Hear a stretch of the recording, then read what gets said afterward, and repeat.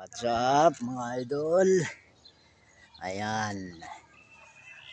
Dahil ngayon lang dumating ang klaseng balik na naman ang scaffolding.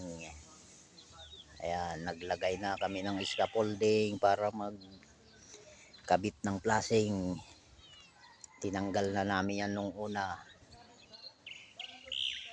Dahil hindi makita yung ganda nung harapan ng bahay. Pero ngayon ibinalik uli namin dahil nagkakabit na kami ng plasing.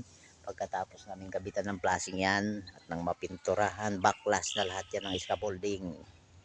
Diyan na natin makikita ang tunay na ganda ng bahay na to. Haha. What's up mga idol? Magandang hapon, araw ng Martes. Oras ng pahinga.